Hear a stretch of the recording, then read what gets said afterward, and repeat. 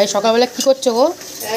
এই যে বন্ধুরা আজকে সকালবেলায় এই বাজারে গেছিলাম, এই মাত্র বাজার থেকে এসে দেখি কত বেলা হয়ে গেছে। বলছে ছেলে বলছে মা কালকে কিন্তু রুটি বেগুন ভাজা খেয়েছি, একদম একটুখানি চাউমিন করো না।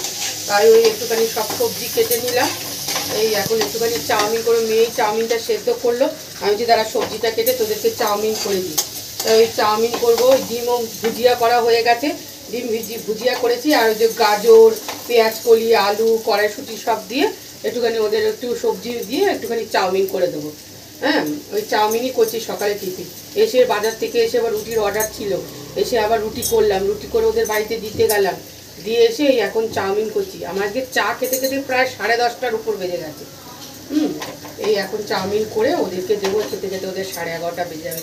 ওই জন্য বন্ধুরা সকালবেলা আমি রুটির ঝামেলা একদম রাখি না, মানে রুটি কেন টিফিনের ঝামেলা আমি একদম রাখতে চাই না। ওই ছেলে মেয়ে বায়না করলে তো করতেই হবে। আমি আলুটা ভাজছো? হ্যাঁ, এই যে চাউমিনের মধ্যে দেখ গাজর দিয়েছি, পেঁয়াজ কলি দিয়েছি, আলু দিয়েছি, সব দিয়েছি। আর দিয়ে ডিমটা ভুজিয়া করে রেখেছি, করে এবার আলুটা দিয়ে ভাজবো। দুপুরে কি রান্না করছো আজকে? আজকে দুপুরে আজকে ভাগ্নির বাড়িতে ছেলের আজকে নেমন্তন্ন, না ওরা কোথায় যাবে ওকে নিয়ে, তাই বললো যে মামি ভাইকে একটুখানি দুপুরবেলা পাঠিয়ে দিয়ে, তো ওইখানে ও খাওয়া দাওয়া করবে। আর মা মেয়ের জন্য আজকে আর রান্না করবো না, ফ্রিজে একটু ভাত আছে, ভাবছি ফুলকপি আলু দিয়ে দুপুরবেলা একটুখানি ভাত ভাজা করে নেবো, ওকে একটা ডিমের অমলেট করে দিয়ে দেবো, বা আমিও একটা ডিমের অমলেট খাই, ওই দিয়ে আজকে দুপুরটা চালিয়ে দেবো। বন্ধুরা আজকে আর কোনো রান্না বান্না করবো, রোজই তো রান্না বান্না লেগেই থাকে, মানে এই বেলায় বেলায় খালি এই রান্না, ঘুম থেকে উঠে কি রান্না হবে, সকালে কি হবে, রাতে কি হবে, এই সারাদিন চলে আর। ডিমটা দিয়ে দাও এর মধ্যে? হ্যাঁ, এবার ডিমটা দিয়ে দিচ্ছি, ডিমটা দিয়ে দিয়ে এবার চাউমিনটা দিয়ে দিচ্ছি। চাউমিনটা দিয়ে দিচ্ছি। চাউমিনটা কিন্তু ধুয়ে রেখেছিস তো? ধুয়ে রেখেছি। এখানে মনে হয় লবণ লাগবে, গোলমরিচের গুঁড়ো দিদি বাবা, ওই ঝাল ঝাল মতন হবে, খেতে ভালো লাগবে। দিয়েছি 2টো কাঁচা লঙ্কা দিয়েছি, লঙ্কাগুলো বেশ ভালোই ঝাল আছে। হ্যাঁ ওই জন্য 2টো দিয়েছি। এবার গোলমরিচের গুঁড়ো একটু দিয়ে দিলাম। এবার চাউমিনটা দেখুন বন্ধুরা রেডি হয়ে গেছে, এবার আমি ওদেরকে বেড়ে দিয়ে দেবো, আর কিছু করতে হবে না। দুজনকে দিয়ে দিচ্ছি। বাবা তুই ব্রাশ করেছিস? হ্যাঁ।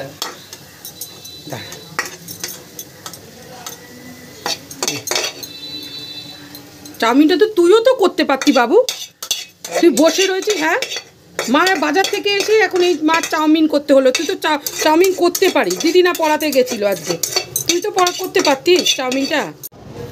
দুধুবুড়ি খেয়েছি বন্ধুরা, মুখটা একদম মিষ্টি হয়ে গেছে। কালকের ওই একটুখানি নিরামিষ তরকারি রুটি করেছিলাম রাত্রিবেলা, তার একটু নিরামিষ তরকারি ছিল ফ্রিজে, আমি একটু গরম করে নিয়ে তরকারিটা শুধু শুধু খাচ্ছি।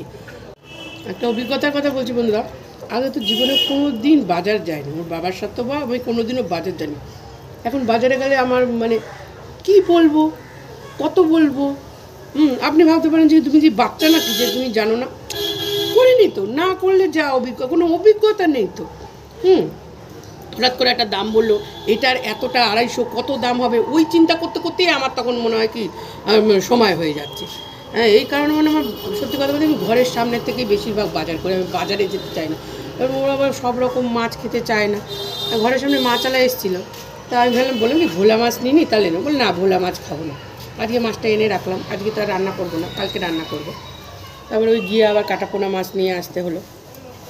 তাই বলছি ঘরে মানে স্বামী না থাকলে বা বেটা ছেলে ঘরে কেউ না থাকলে না ভীষণ অসুবিধা, এত অসুবিধা যে মানে বলে বোঝানো যায় না।